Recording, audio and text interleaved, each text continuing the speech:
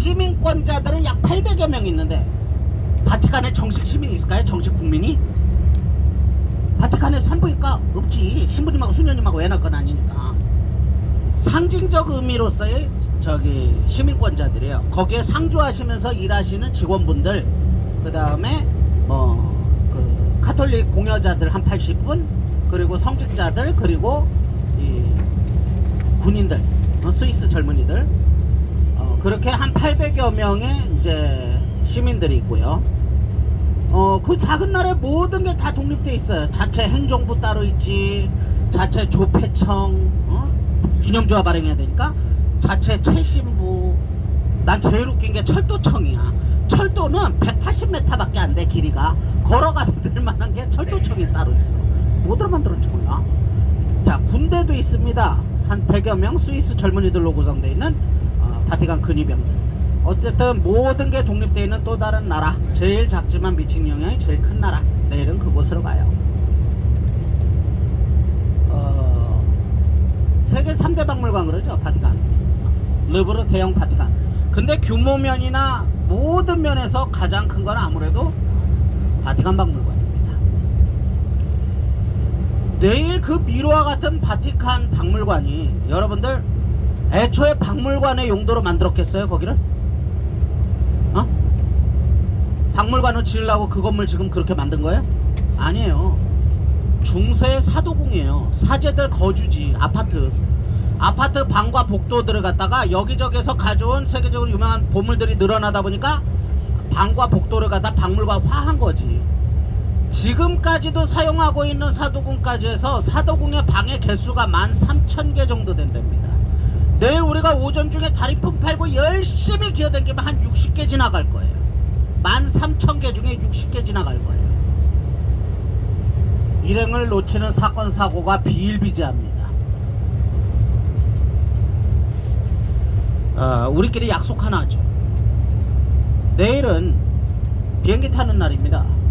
나 한 분 없어졌다고 그분 찾으러 다니면서 다른 분들 비행기 놓치게 하기 싫습니다. 길 잃은 어린 양 놓고 옵니다. 방법이 없어요. 다른 사람들 비행기 못 탈 수가 없잖아. 일단은 서로 찾으려고 하면 엇갈리게 돼 있어요. 100% 13,000개나 넣는 방향. 만에 하나 내가 뭐에 홀렸었나봐요. 혼자 외롭게 고립된 아저씨를 발견했을 때 어떻게 하는 게 제일 현명할까? 응? 게이트 찾아갈까?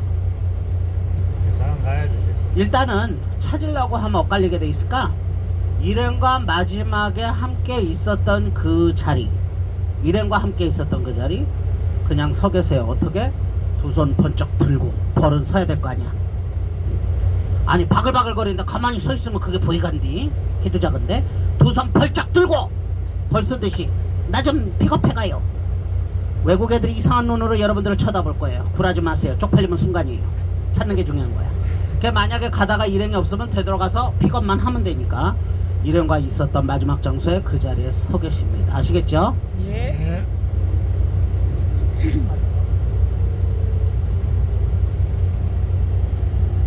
이게 깃발이야?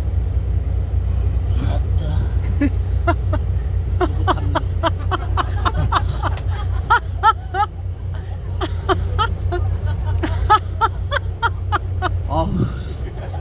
없어 보여.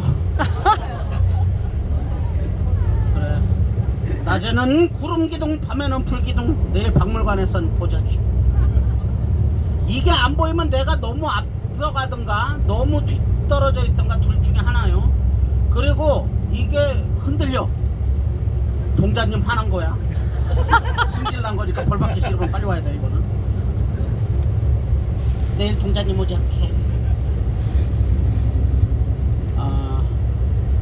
아무튼 내일은 오전 중에는 긴장을 해주세요. 그래서 그냥 뭘 본다가 아니라 사람 밀치고 그냥 통과한다가 목표입니다.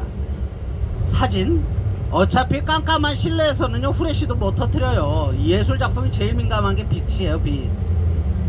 근데 그 깜깜한데 밀려가는데 그걸 찍겠다고 이러는 분들 뒤에는 외국 애들한테도 그건 민폐야. 사진 찍을 만한 수 있는 장소에서 제가 찍을 시간을 나 박물관 왔다 가서 기념사진 찍는 곳은 찍게 해드려요. 근데 전시실 내부에서 한참 진행하고 있는데 거기 가가지고 그냥 외국 애들 막고 사진 찍겠다고 그런 거 하지 마세요. 자, 근데 이 바티칸 박물관은요, 르브르나 대형 뭐 다른 박물관 가도 그놈의 게 그놈의 거야 사실은, 그지? 근데 뭔가 특별한 게 있나 보지. 그러니까 전 세계 각국에서 이러고 다 몰려오지. 뭐가 있을까요? 딴 박물관하고 틀린. 레오나르도 다빈치 천장이지. 미켈란젤로라는 한 인간의 열정이라는 거였습니다.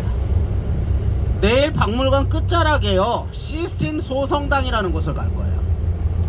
거기는 새로운 교황님을 선출하는 의전 행사용 소성당입니다. 지금도 사용해요. 교황이 임기 어떻게 돼요? 응? 그쵸, 종신제. 교황님께서 서거하고 나시면 전 세계 각국에서 만 70세를 넘지 않는 추경님들이 선거인단이 돼서 비행기 타고 다 교황청으로 옵니다. 내일 여러분들이 들어가시는 시스틴 소성당이라는 곳 안에 들어가요. 그러면 하루에 2차례 물하고 빵만 주네. 그리고 문을 걸어 잠그고 새로운 교황님을 선출하는 콘클라베라는 행사가 거기서 벌어져요. 내일 그 장소를 가요. 그곳에는 눈을 들어 천정을 보면 천정 가득히 천지창조와 정면 앞에는 최후의 심판이라는 대작이 있습니다. 그리고 그 미켈란젤로의 2개의 작품 외에 한쪽 벽에는 제가 어제 언급했죠, 모세 일생을 주제로 한 구약의 이야기, 한쪽 벽에는 그리스도의 일생을 주제로 한 신약의 이야기가 당대 최고의 화가들이 저마다의 기량을 뽐내면서 그린 그림들이 있어요. 근데 내가 뭐라 했어? 그 12장의 그림을 이렇게 보면 한 놈이 그린 것 같다 그랬지, 화풍 자체가. 비교해 보시라고. 자, 이 안에 있는 모든 그림은 프레스코 기법으로 그려졌어요. 아까 전에 제가 설명드렸죠, 프레스코? 굉장히 돈도 많이 들지만 육체적 노동도 수반돼서 요새 화가들이 엄두를 못 내고 있는데, 공동체 작업이어야 되는데 문제는 미켈란젤로 이 프레스코를 혼자서 그렸다는 거야. 그리고 더 웃긴 거는 처음 그려봐요. 그전에는 프레스코를 그려본 적도 없는 사람이었어요, 미켈란젤로. 아니, 사람이 연습이라도 좀 하고 그래야 되는데, 참 대단하지. 자, 그전에 미켈란젤로는요 23살이란 나이에 조각을 하나 만들었어요. 피에타라는 작품이에요. 우리가 참 내일 베드로 성당을 못 들어가는 것 중에 나는 개인적으로 제일 아쉬운 게 그 피에타라는 작품을 직접 못 본다는 겁니다. 성당 안에 있는데, 피에타, 자비라는 뜻이에요. 아들의 죽음을 안고 있는 어머니, 이 공통 주제가 피에타입니다. 아들의 죽음을 안고 있는 어머니의 심정은 우리가 상상할 수 없는 슬픔이야. 그래서 그 이전까지 다른 작가들의 피에타를 보면 너무나 고통스럽게 절규하고 슬퍼하고 막 이런 힘들어하는 마리아의 모습을 그렸는데, 미켈란젤로는요 너무 편안해. 어머니가 그저 아무 표정 없이 이렇게 고개를 숙이고 있는데, 아니 이게 아무 표정 없는 무표정인데 되게 편안해 보여. 그래서 그 작품이 만들어졌을 때 수많은 사람들이 논란을 제기했어요. 야, 이게 기술적으로는 정말 완벽한 작품일지언정 미켈란젤로가 아직 어리기 때문에 인간적 감정은 전혀 모른다. 그때 미켈란젤로는 뭐라 그랬냐면, 자기 자신은 이 작품을 만들 때 인간의 시각으로 작품을 만든 게 아니라 신의 시각으로 작품을 만든대. 자, 앞에서 인간의 시각, 앞에서 보면 어머니는 산처럼 죽어있는 그리스도의 육체는 흐드러진 강처럼, 그리고 어머니는 그냥 편안한 얼굴이 이렇게 보이는데 그리스도는 그저 옆구리만 이렇게 살짝 보이는 정도예요. 근데 신의 시각, 위에서 아래를 내려봤을 때 그 신의 시각은 마리아는 정수리밖에 안 보여요. 너무나 고통스럽게 늘어져서 죽어있는 그리스도의 모습이 쫙 각인됩니다. 와, 걸작이에요. 그리고 오히려 그 편안해 보이는 무표정한 그 마리아의 모습이 쫙 보고 있노라면, 인간적으로는 너무나 고통스럽고 힘들지만 하나님의 뜻을 있는 그대로 다 100% 그저 수용하는 진정한 순종이라는 게 무엇인가를 배우게 하는 걸작 중에 걸작입니다. 내가 그랬잖아, 저중심 설계 걱정하지 마시라고. 웬만한 충격에 절대 동요하지 않아. 서바이바바 급정거 내가 흔들리나. 아무튼 그 작품 피에타를 조각을 하면서 조각가로서 이제 유명세를 타요. 피렌체에 그 젊은 놈이 하나 있는데 조각을 끝내주게 하더라. 그러다가 3년 뒤 26살 다비드, 이 피렌체에서 모작품을 받지만 그 다비드라는 작품을 통해서 일약 조각가로서 스타덤에 오릅니다. 그리고 31살이라는 나이, 교황청의 부름을 받아요. 근데 처음부터 너 벽화 그려라 그러면 안 왔겠지. 율리우스 교황님의 영묘를 제작을 하는데 거기에 필요한 60개의 조각군이 필요했는데 이걸 한번 네가 죽을 때까지 완성해봐라. 얼마나 신나요? 일거리가 있고 돈을 준다는데. 너무나 신나서 교황청으로 왔는데 정치적인 이유로 차에 1필 미뤄두더니 어느 날 갑자기 뜬금없이 천정화 그리라네. 자, 4년 6개월 동안 거꾸로 매달려서 이 상태로 그림을 그려요. 내일 제가 여러분들 그림 한 7분만 보고 나갈게요. 그러면 5분째 되면 뒷목 잡기 시작합니다. 안 쉬고 그린 사람 생각해 보세요. 이 천정화 크기가 일단 프로농구장 TV에서 보셨죠?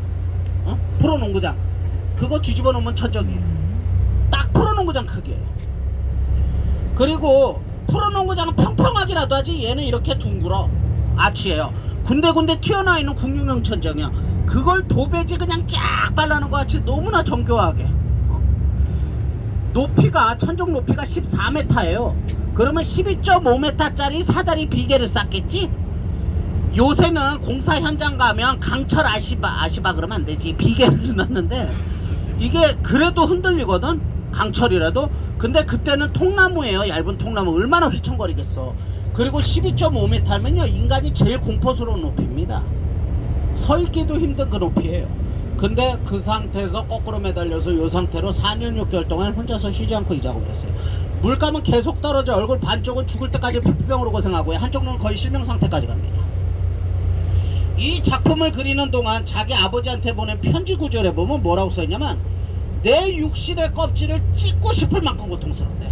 근데 나로 하여금 붓을 놓지 못하게 하는 내 가슴속에서 뜨거운 불 때문입니다. 이런 표현이 나와. 이거 뭐예요? 열정. 인간은 누구나 열정을 가지고 있었어요. 그게 어떤 거에 대한 열정이든 예를 들어 죽기 일보 직전에 사람은 삶에 대한 열정이 있을 것이고 또 예술가들은 예술에 대한 열정이 있을 것이고 학문에 대한 열정이 있을 거고 사랑에 대한 열정이 있었을 거고 또 사업에 대한 가족에 대한 여러가지 열정들이 있었어요. 근데 보편적 인간의 삶은 어때요? 시간이 지나면서 현실이라는 벽하고 마주치면서 타협을 합니다.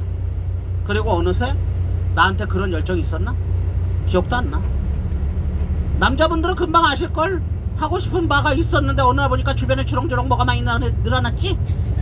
어쩔 수 없이 현실이라는 벽하고 타협을 해야지. 미켈란젤로는요 평균 수명 50이 안 되던 때 만으로 89까지 삽니다. 어마어마하죠. 남들 인생 2배 산 거야. 마지막 죽는 순간에도 손에서 망치와 정을 놓지 않고 죽었습니다. 그 열정의 결과물이 500년이 지난 오늘날 전 세계 각국에서 그 열정을 보기 위해 오는 거예요. 근데 사실 솔직하게 할까? 미켈란젤로가 죽기 전까지 예술만 그렇게 열정만 불태웠던 이유가 있지? 부양가족 없었어. 총각이었어. 그러니 예술하지. 나도 결혼 안 해봐. 내가 여기 서 있나? 예술이냐 빵이냐. 나는 빵을 선택했을 뿐이고. 아름다운 나의 몸동작으로 발레를 보여줘야 되는데 그러지 못하고 있어. 그러면 미켈란젤로가 돈도 많이 벌었겠죠. 당대 최고 예술가 탑이었어. 그 시대 탑이었어요. 그러면 작품 하나라도 돈이 얼마겠어. 근데 요새 나는 박수홍 뉴스 보면 미켈란젤로 같아. 미켈란젤로 부양가족이 없잖아요. 자식도 없었어. 결혼도 안 했어요. 돈 벌어봐야 뭐에 쓰겠어. 허건 날 편지에 보면 지 아버지하고 형제들이 동생들이 맨날 돈 달라 이거밖에 없어. 오 진짜 심하더라. 그래서 나는 진짜 요새 박수홍 뉴스를 보면은 야 형제 중에 잘난 놈 하나 있으면 큰일 나겠구나. 너무 특출난 놈이 있어도 딴 놈들이 다 일을 안 하구나. 미켈란젤로 그랬어요.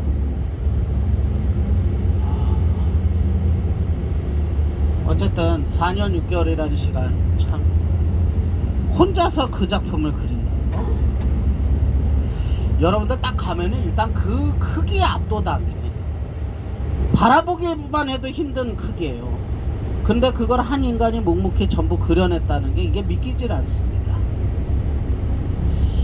시작한 김에 끝 볼까 우리? 잠깐만.